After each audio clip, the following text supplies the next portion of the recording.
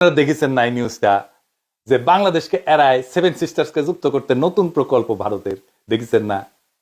এটা নতুন প্রকল্প না, এটা অনেক পুরানা প্রকল্প। আর এই প্রকল্পের সাথে যুক্ত আছে রোহিঙ্গা সমস্যার একটা গুরুত্বপূর্ণ সূত্র। আসেন সেই ষড়যন্ত্র কূটচক্র আর ভারতের ইসলাম বিদ্বেষের রাজনীতির এক অন্ধকার অধ্যায় আপনাদেরকে পরিচয় করাই দিই। রোহিঙ্গা সমস্যা সেল সেলাইয়া বুঝে যাবেন, আর কোনোদিন সমস্যা হবে না। Kaladan multi model transit transport project, সংক্ষেপে কালাদান প্রকল্প। কাগজে কলমে এটা একটা ট্রান্সপোর্ট করিডোর, কিন্তু বাস্তবে এটা একটা রক্তাক্ত করিডোর, যেখানে রাস্তাঘাট বানাইতে মানুষের বসতি ধ্বংস করা হয়েছে। শুধু যে মানুষ তাও না, একটা জাতিকে ধ্বংস করা হয়েছে। কালাদান প্রকল্পটা কি? কালাদান প্রকল্প হলো ভারত আর মায়ানমারের মধ্যে যৌথভাবে বাস্তবায়িত একটা মাল্টি মডাল, মানে বন্দর, নদীপথ, সড়ক, এই তিনটা মিলা একটা যোগাযোগ ব্যবস্থা।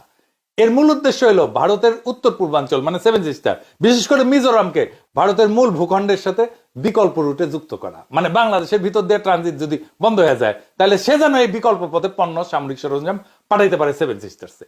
এদিক দিয়ে পাঠালেও শিলিগুড়ি করিডোর বা চিকেন নেক দিয়ে পাঠানোর সাথে কম টাইম লাগবে, কম খরচ লাগবে।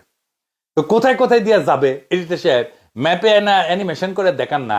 ওই যে কলকাতা থেকে সিটুয়ে সমুদ্র পথে যাবে, হ্যাঁ, মালটা। তারপরে সিটুয়েতে নামবে, এইটা নামার পরে সিটুয়া থেকে কালেতোয়া, কালাদান নদী পথে যাবে। কালেতোয়া থেকে জরিনপুই, মিজোরাম সীমান্ত, এখানে সড়ক পথে যাবে। এইখান থেকে সড়কে ভারতের অভ্যন্তরে প্রবেশ করা। তো ভারতে পুরা প্রকল্পের জন্য $500 মিলিয়ন ব্যয় করছে, যা পুরোপুরি ভারত সরকারের অর্থায়ন করছে, পুরা ইন্ডিয়ার এটা খরচ। এখন প্রশ্ন হইতেছে যে এই প্রকল্পের সাথে রোহিঙ্গা গণহত্যার কি সম্পর্ক? কালাদান প্রকল্পের যে মূল রুট রাখাইন রাজ্যের সিটুয়ে, ওই যে এখানে এসে নামবে আর কি, এই সিটুয়ে থেকে পালেতোয়া পর্যন্ত রোহিঙ্গা জনগোষ্ঠীর ঐতিহাসিক বসতি, এর উপর দিয়ে গেছে। সিটুয়ে শহরের আশেপাশের অঞ্চল ছিল রোহিঙ্গাদের ঘনবসতি যখন রোহিঙ্গা বিতরণ করা হয়েছে তার আগে। 2012 সাল থেকে শুরু করে 2017 সালের যে ভয়াবহ গণহত্যা, রোহিঙ্গাদের হত্যা, ধর্ষণ, গৃহপোড়াও, দেশ ছাড়া করার জন্য বাধ্য করা হয়েছে, এইটা এই অঞ্চলটা। কেন তাদের সরাই দেওয়া হয়েছিল? প্রশ্নটা এখানে। কেন এই জাতিগত নিধন ঠিক এই অঞ্চলে হইল? এর উত্তর মিলবে ভূ রাজনৈতিক মানচিত্র। রাখাইন রাজ্যে হঠাৎ করে অর্থনৈতিক গুরুত্ব পেতে শুরু করলো এই প্রকল্পের জন্য, কালাদান প্রকল্পের কারণে। ভারতীয় অর্থায়নে বন্দর, রোড, নদীপথ তৈরি হবে, জমির দাম বেড়ে গেল।